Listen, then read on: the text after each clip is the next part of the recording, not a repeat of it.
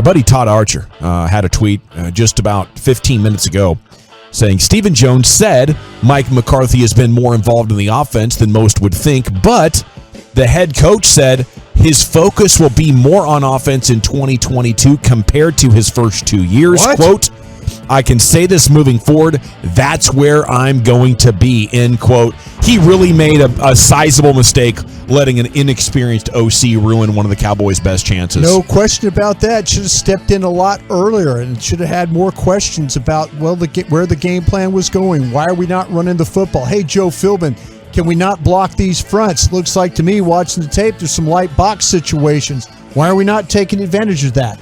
You know,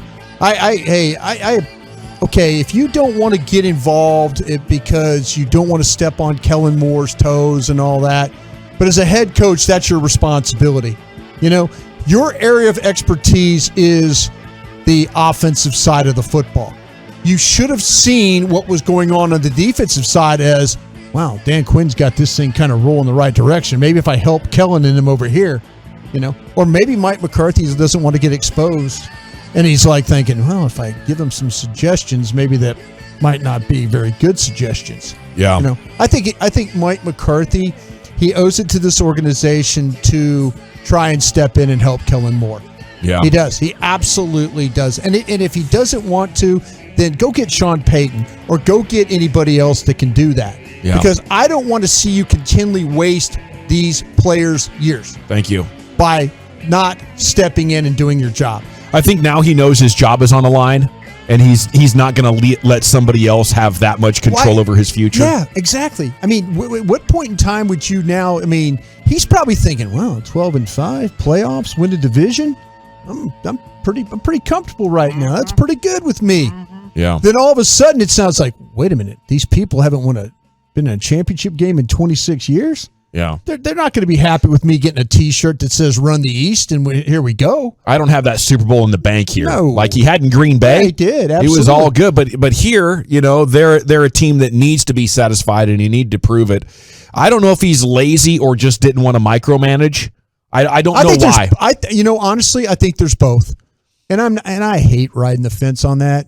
But I'm just telling you, man, there are too many flags from organizations that I've been with, and I've been with both the Packers and the Cowboys, to know what's going on with Mike McCarthy. I'm willing to give Mike McCarthy a benefit of a doubt in some things, because like I say, I feel like that he had this team in position to have success health-wise. That is one of the most important things, that when you're going forward in the playoffs, momentum and then also your team's health. Yeah. And they've used it as excuses in the past. Like, you got to stay healthy. It's the number one thing. Exactly. Yeah, at the beginning of the year, it's like, well, we could do everything if we stay healthy, and then you stay healthy and you do nothing. You do nothing. It was the biggest disappointment and one of the biggest overlooks from a coaching staff I've ever seen. Inexperienced people like Kellen Moore, they don't know when to reverse course. Yeah. You know, they're like, well, we want to be a passing team. We got all these receivers. We got Dak. We're going to be passing. And they're like, it keeps not working. You take the Atlanta game and the Philly game as evidence that it will work, instead of having the experience and the context to know that only worked because those are crap teams. That Atlanta team had hit rock bottom, and we have Philadelphia's number. We've been doing this for a half decade, and they don't match up well against us. Instead, they somehow took it as evidence that they could do it against other teams. Yeah.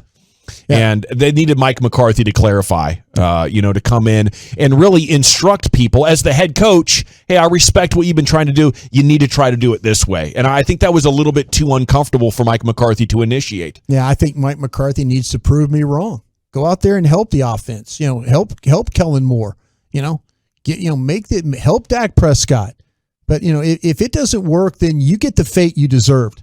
But I think you're absolutely right, General. I think he doesn't want to It's okay to give Kellen Moore the opportunity to do his job and not micromanage. But if you're going to get fired because the offense is going south again, then you deserve the fate you get. Mm-hmm. You really do. Don't tell me that. But Mike might be in a situation too where he's like, you know what? I don't want to be that guy. I don't want people to hate me because I'm all up their rear about their jobs and stuff like that. Yep. There comes a point in time, some of these coaches don't want to go out as, that was a terrible guy to work for.